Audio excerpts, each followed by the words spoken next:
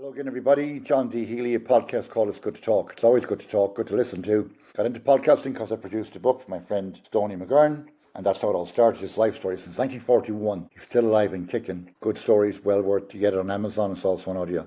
Sponsors are Liffey Van Lines, moving company here in New York City.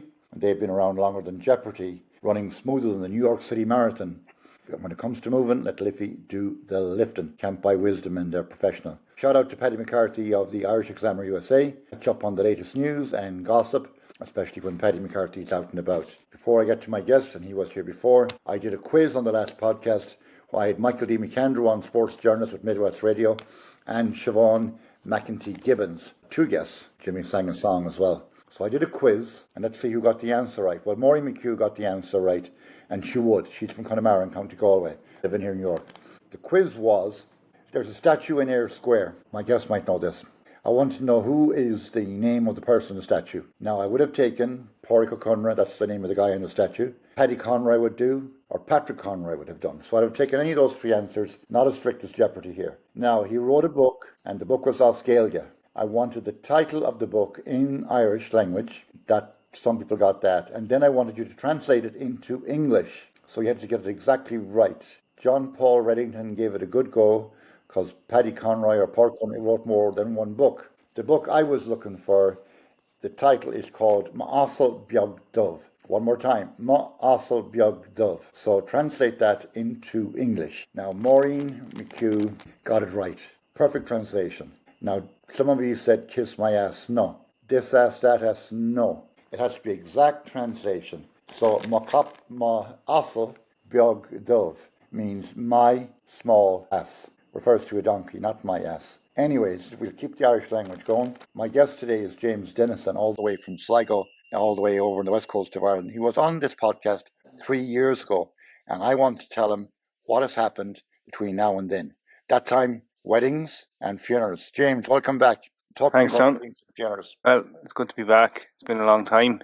It seems longer than 3 years, actually. Last time we talked, I think it was during the height of COVID, and we were in the middle of lockdown, actually. And at that time, you drove the company that I work with. We were doing a lot of live streams for funerals, weddings, anything that gatherings that were restricted and people needed, to people could attend virtually. Now, obviously, since restrictions have lifted, a lot of that, excuse the pun, but the funerals have died a death, and we're not really doing them. During the height of COVID, we're probably doing 3-4 a week sometimes. Now, maybe I think this year we've done 3 live streams, and it's really only churches that wouldn't have a web camera in place, like older style churches or places that might then have broadband in as such. But slowly but surely, I think all the churches and places like that and we're getting internet access and kind of putting their own webcams in there for people who want to watch Sunday Mass and stuff like that. So it'll probably be in a year or two, it probably won't be going on us at all, Well, the importance for my listeners is to reflect back on 2020 during the lockdown, and why the importance of, say, someone like yourself, which was vital, to go to the funeral, undertaker appoint, you go to them, take it, film the mass, film the burial. Well, the family of the deceased living in Australia or America could not attend because of COVID, because there was no travel allowed and all of the restrictions. Right. So this was, the technology provided some resemblance of being there, be it your mother, your father, or a loved one.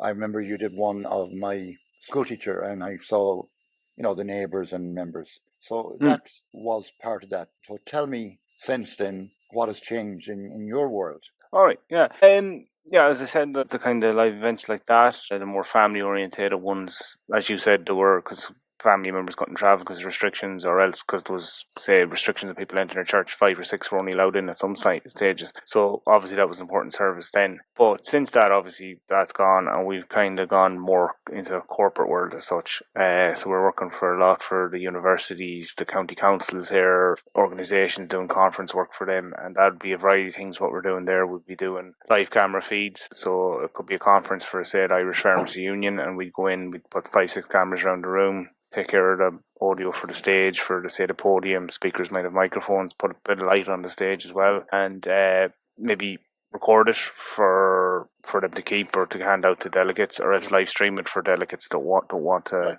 they can't travel or come. So for example, like say a conference was in Dublin and some of the delegates are in Cork, they may not want to travel to Dublin for when they can join in online. Now, that's one part of it. Like we're finding some conferences, like we're doing one now, not this day week, tomorrow week up in Burt, County Donegal, and it's the Mica Bricks. It's for the defective blocks up in Donegal. Yes. So there's a conference there, and Luke Ming Flanagan, if you were speaking at it, now that will be live streamed, but they're actually not going to give the link out prior to it because they're worried about attendance numbers. So if someone sees that these events are being live streamed, they might say that people coming in the door mightn't. It might affect numbers coming on the day.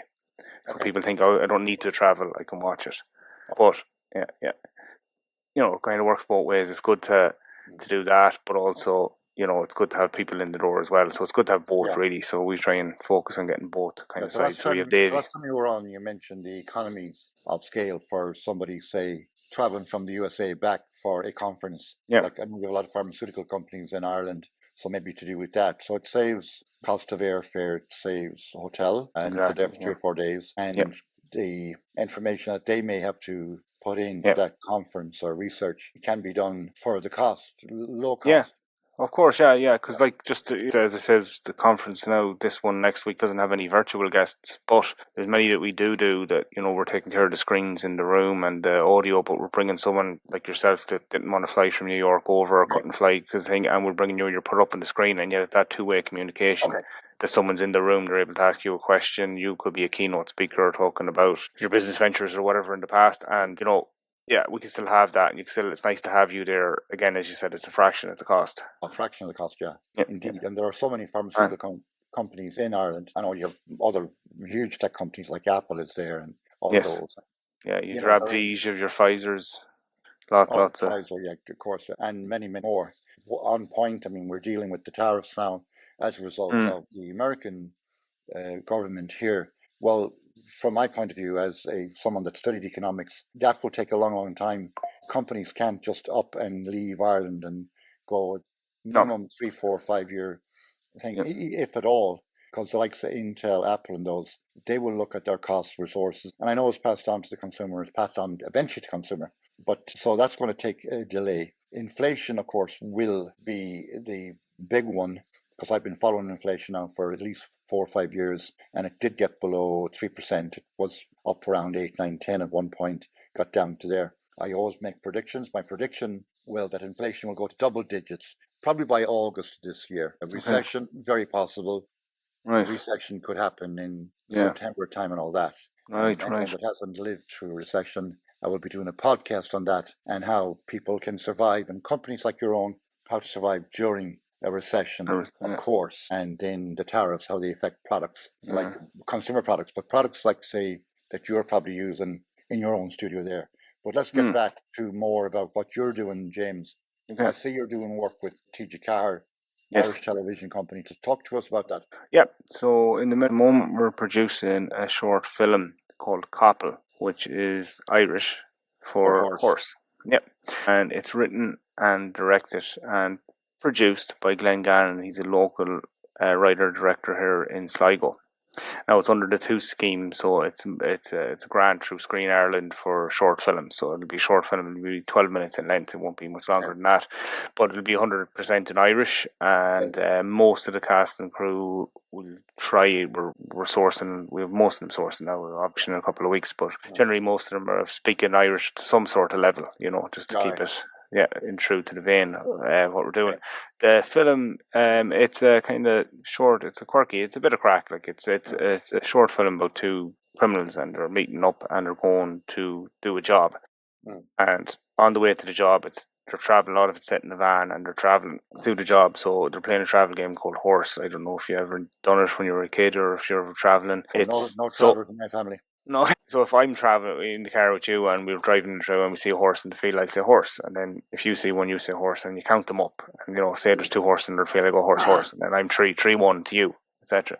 But they're playing the game, and the game kind of goes out of hand. There's a bit of mistrust between the two criminals, anyways, before they get into the van together. But the game kind of spirals out of control, and then when they go to do the job they're doing, which I won't tell you, you have to watch it. No. that's when shit hit the fan, as they would say. Okay. Horseshit. So the horseshit. That sounds interesting. I'll definitely watch out for that, because that's kind of up my alley, is Oscalia course and all that. I Yeah. did mention the horse on other podcasts here. Shergar was the Right. famous horse, That's right. and I did a bit of research on him. He was never found, of course, and he was kidnapped or horse-napped. And the Yeah. insurance company, I think Lloyd's of England, didn't pay out on the insurance Right. to small print. So it's very important to read the small print on any insurance document, because Yes. the horse was never found, so no one could prove he was killed or he had an accident or he died. So there was no proof, and the small print meant that the owners of the horse didn't receive any compensation. But then again, when it comes down to insurance, when Neil Armstrong landed on the moon, he wasn't allowed to buy insurance because of the high risk. So I'm not comparing Neil Armstrong to Shergar. I never do that. So let me get Jimmy to sing a song for us. Great to have you back. Since I met you last, you have a new wife, you have a new baby. Baby's name is Molly, which is a great Irish name. And get Jimmy to sing a song for Molly, especially. And what do you want to sing? Jimmy, sing a song for James and Molly in Sligo, and James's wife, and all my listeners, of course.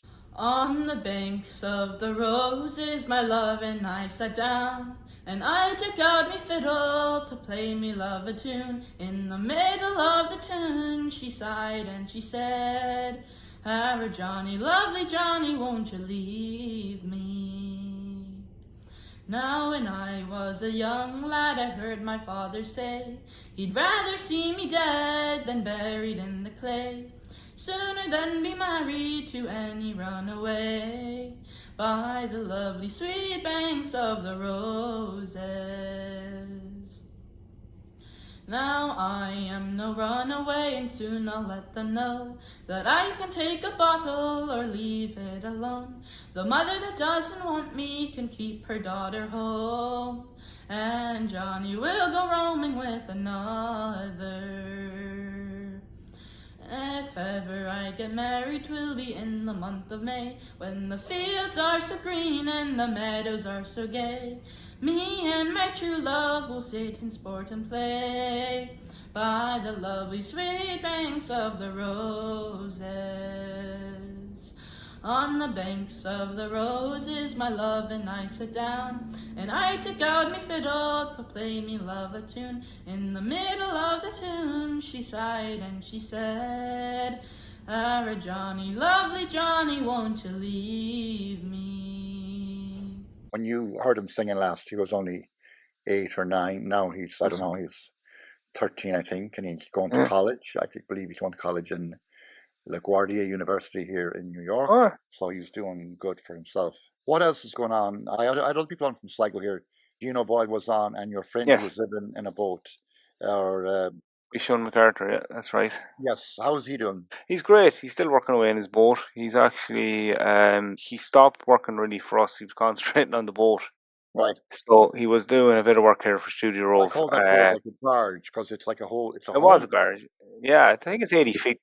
80 foot long. Well, the one he lives on with his parents is 80 foot long, and the one he's bought is 40 foot long. Right. So it's a seaplane tender that they live on, him and his parents. Right, and then at the moment he's redoing this one. So hopefully by the end of the summer, he's hoping to have that boat project complete, and he's able to move in there and get his own independence there, living on his own boat. Right. Yeah, so he's keeping good. So it's hard. We try and get him in for a day or two work here, but generally if the weather's good, he's more interested in working on the boat than coming into us. People that are creative are hard to lock down. I run an art gallery here in the Bronx. I have a lot of different artists, and they're different people. The way they're very talented, of course.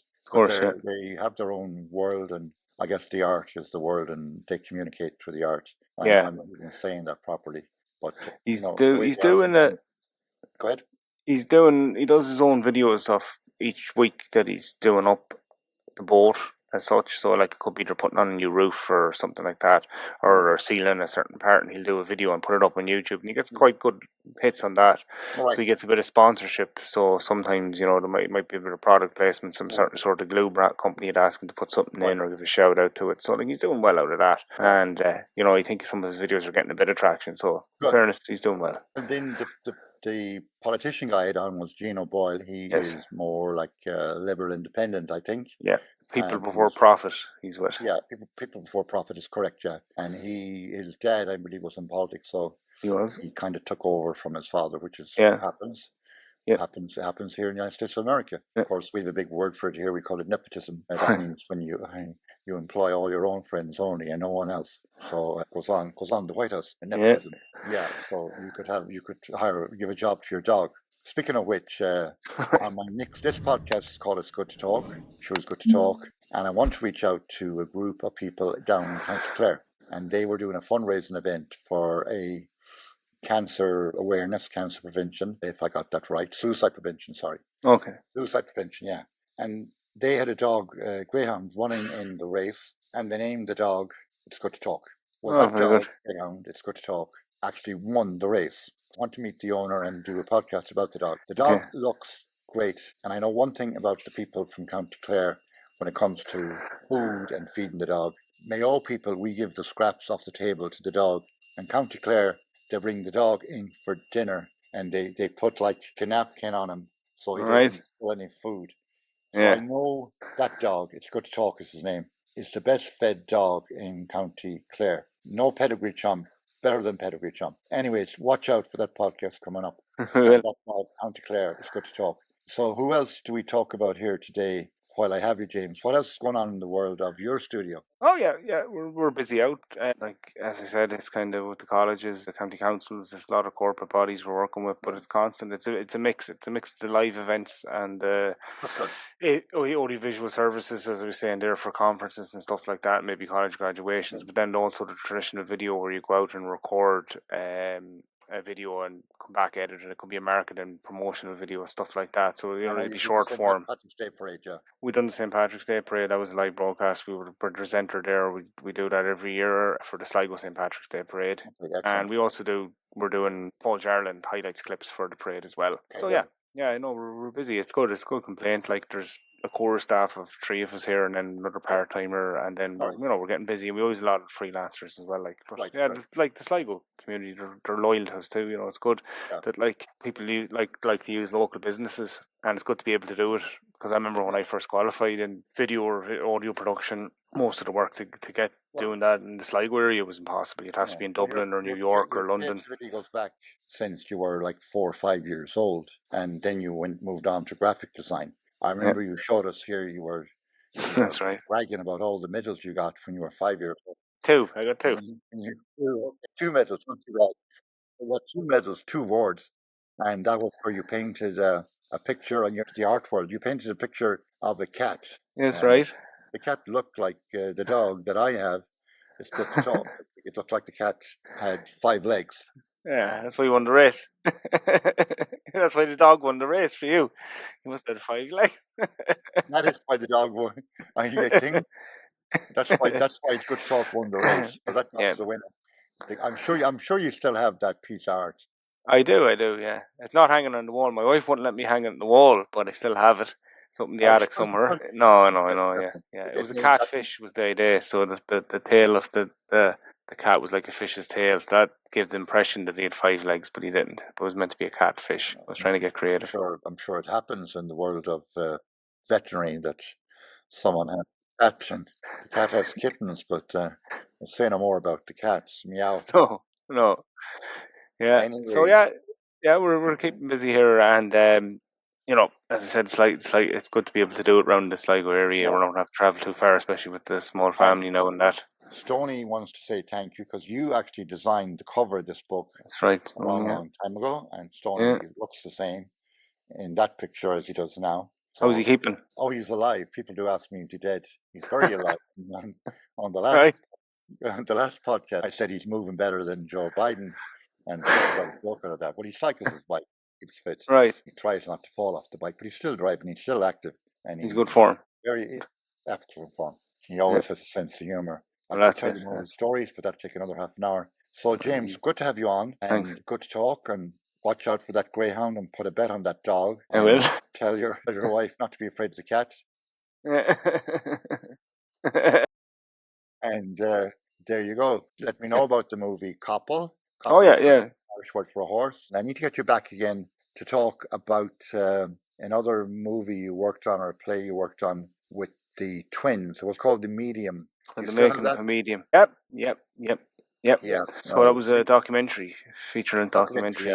Yeah. So that was about spiritualism and a spiritual medium here in Sligo who throughout his life with throughout his life he's seen and conversed with spirits, but everyone, when he told people about what was going on, they were saying, "Oh no, don't tell anyone that. You're mad in the head. That doesn't happen. There's something wrong with you and all that." So he kind of suppressed it for a long time, and it's just only when he met his spiritual mother, a woman called Asha, who was a spiritual medium too. She said, "No, there's other people out there," and she helped him develop. And there's a story about how he developed as a spiritual medium and what he does today, trying to help people. There's probably something in his brain, maybe. Yeah.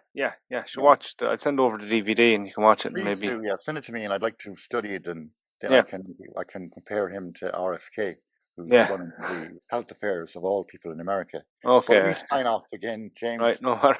Before all of the MAGA people switch off the channel on me and they say, no, you can't say anything bad about RFK. Anyways, Son, Gafol, Shinshkale, Bishkale, and thanks to Jimmy for singing, and thanks to you for being on the show. Listeners, if you like, subscribe. And if you don't like, bet on that dog. It's good to talk. Slán Gafol.